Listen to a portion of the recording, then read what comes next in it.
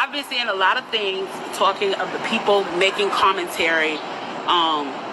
Interestingly enough, the ones I've noticed that have been making the commentary are wealthy black people making the commentary about we should not be rioting, we should not be looting, we should not be tearing up our own communities. And then there's been an argument of the other side of we should be hitting them in the pocket. We should be focusing on the blackout days where we don't spend money. But, you know, I feel like we should do both. And I feel like I support both. And I'll tell you why I support both. I support both because when you have a civil unrest like this, there are three types of people in the streets. There are the protesters, there are the rioters, and there are the looters. The protesters are there because they actually care about what is happening in the community. They want to raise their voices, and they are there strictly to protest. You have the rioters who are angry, who are anarchists, who really just want to fuck shit up, and that's what they're going to do regardless. And then you have the looters. And the looters almost exclusively are just there to do that, to loot. Now, people are like, well, what did you gain? Well, what did you get from looting? I think that as long as we're focusing on the what, we're not focusing on the why, and that's my issue with that. As long as we're focusing on what they're doing, we're not focusing on why they're doing. And some people are like, well, those aren't people who are legitimately angry about what's happening. Those are people who just want to get stuff.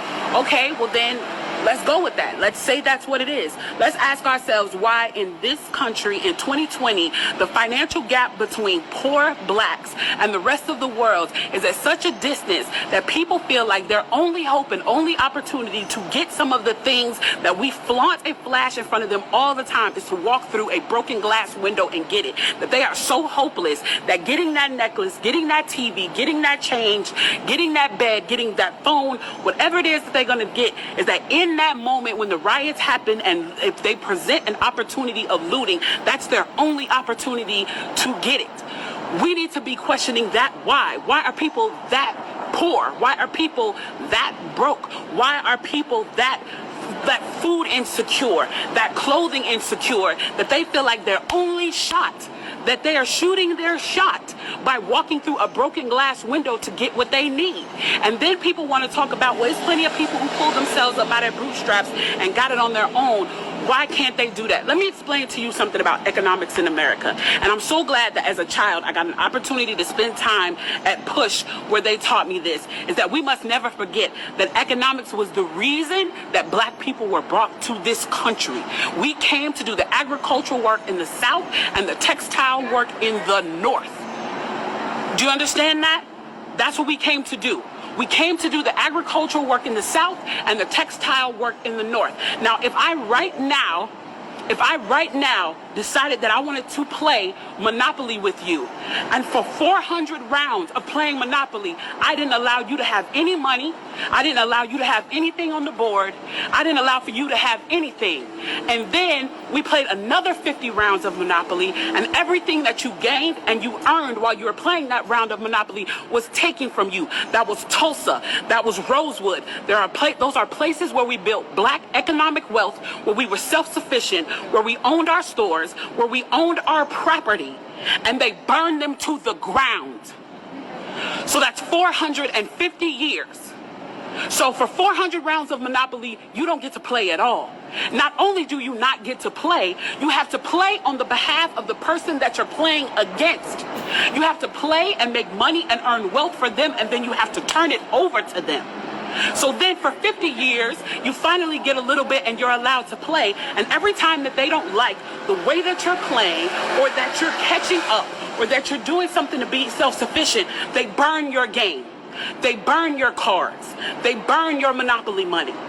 And then finally at the release and the onset of that, they allow you to play and they say, okay, now you catch up. Now at this point, the only way you're going to catch up in the game is if the person shares the wealth, correct? But what if every time you share the wealth, then there's psychological warfare against you to say, oh, you're an equal opportunity hire.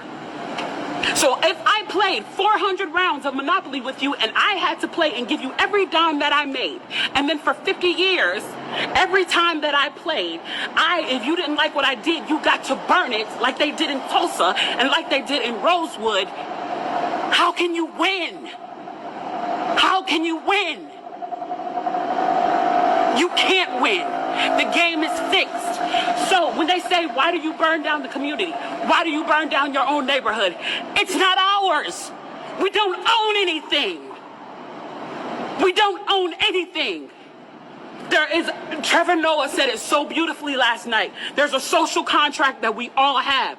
That if you steal or if I steal, then the person who is the authority comes in and they fix the situation. But the person who fixes the situation is killing us. So the social contract is broken. And if the social contract is broken, why the fuck do I give a shit about burning the fucking Football Hall of Fame, about burning a fucking Target? You broke the contract when you killed us in the streets and didn't give a fuck. You broke the contract when for 400 years we played your game and built your wealth. You broke the contract when we built our wealth again on our own by our bootstraps in Tulsa and you dropped bombs on us. When we built it in Rosewood and you came in and you slaughtered us. You broke the contract, so fuck your Target.